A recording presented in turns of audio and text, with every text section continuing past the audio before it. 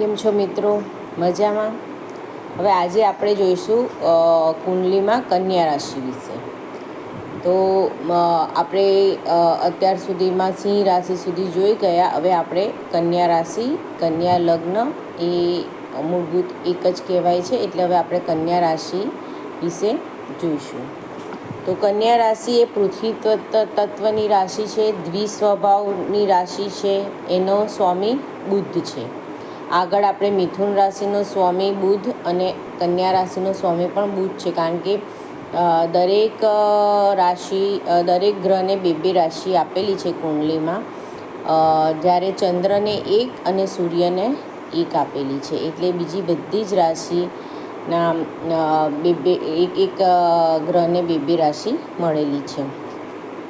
હવે કન્યાનું ચિહ્ન પણ કન્યાનું જ છે.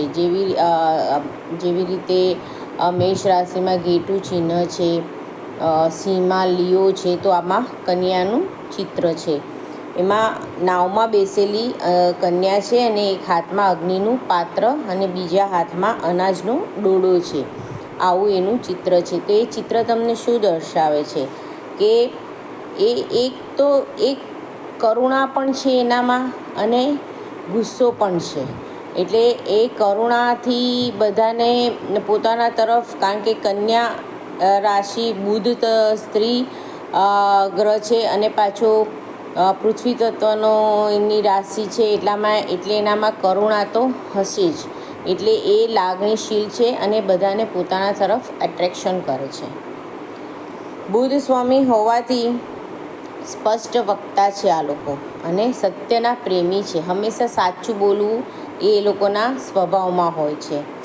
સત્ય કડવું હશે તો પણ સામેવાળા વ્યક્તિને તેઓ કહી જ દેશે. ભલે ને તે ગમે એટલું કડવું હોય કે સામેવાળા પર ગમે તેવી ઇમ્પ્રેશન છોડે, પરંતુ તેઓ સત્ય હંમેશા કહી દેનારા અને પવિત્રતાને માનનારા હોય છે.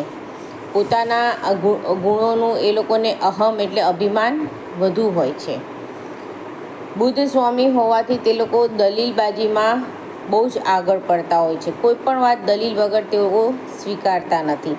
એમાં પણ જો બુધ વક્રી હશે કુંડલીમાં તો એ લોકો બહુ જ તાર્કિક હશે, બહુ જ તર્ક કરનારા. દરેક વસ્તુમાં એ લોકો તર્ક કરશે. તર્ક વગર એ લોકો કોઈ વસ્તુ સ્વીકારશે જ નહીં.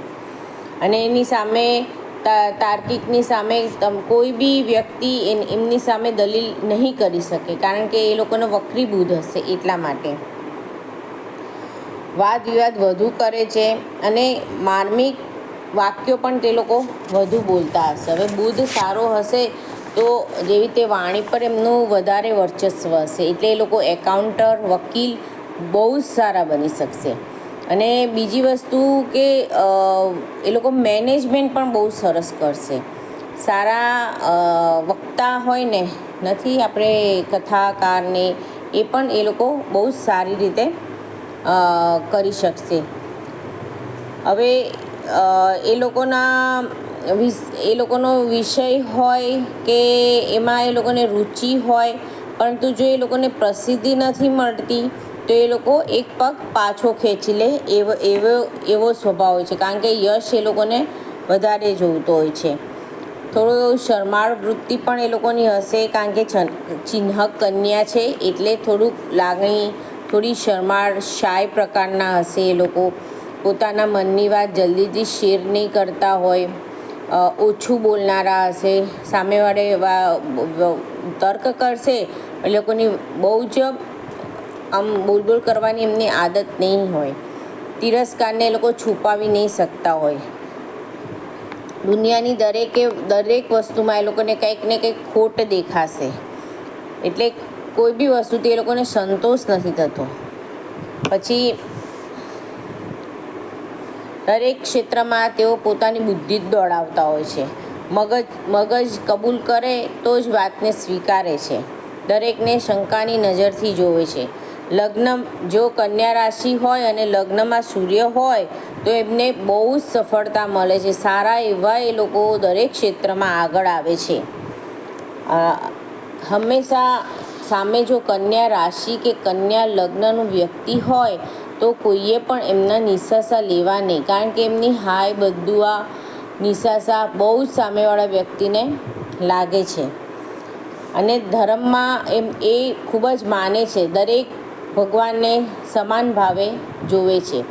હવે આ પૃથ્વી તત્વની રાશિ છે અને કન્યા રાશિ છે, તો એનું પ્રભુત્વ જે કમરનો ભાગ, મણકા, જે આપણે કહીએ છીએ કરોડરજ્જુ ઉપર વધારે જોવા મળશે. એટલે આ લોકોને મણકાને લાગતા પ્રોબ્લેમ્સ બહુ જ હશે. ધારો કે સર્વાઇકલ છે કે પછી કમરનો દુખાવો છે, આ બધું આ લોકોને સતત રહેતું હોય છે. સાયટિકા છે, આવા દુઃખો એમને વધારે થશે અને ચામડીના બી દર્દો થવાની બહુ શક્યતા રહે છે. હવે કન્યા રાશિનો લકી કલર છે બ્લેક, ભૂરો, ગ્રીન અને લકી વાર છે બુધવાર. એ લોકોને કાંઈ બી શરૂ કરવું હોય તો એ લોકો બુધવારે કરી શકે છે. આ હતું કન્યા રાશિનું પ્રિડિક્શન, એ લોકોનું નેચર. હવે એ લોકો નો સ્વભાવ અને એ લોકો કેવી રીતે કાર્ય કરે છે, કયા બિઝનેસમાં જોડાઈ શકે છે એ. હવે આપણે કન્યા રાશિ માટે રેમેડી જોઈએ કે એ લોકો માટે રેમેડી કઈ છે. તો એનો બુધ કારક ગ્રહ હોવાથી તમારા ઘરમાં બહેનો હોય, કુંવારી કન્યા હોય કે પરણાવેલી કન્યા હોય, એમને હંમેશા તમે કંઈક ને કંઈક આપતા રહો. કુંવારી કન્યાઓને મીઠાઈ આપતા રહો, કુંવારી કન્યાઓને કઈ રીતે મદદ કરતા રહો. તો તમારો બુધ કુંડલીમાં જો બરાબર ફળ નહીં આપતો હોય તો બરાબર ફળ આપશે. તમારા ઘરમાંથી હંમેશા તમારા બેન દીકરીઓને કંઈ ને કંઈ ગિફ્ટ આપતા રહો અને એમને ખુશ રાખો. હર હર મહાદેવ. જો તમને આ વિડીયો ગમ્યો હોય તો લાઈક અને શેર અને સબસ્ક્રાઈબ કર્યો. Thank you very much. Har Har Mahadev.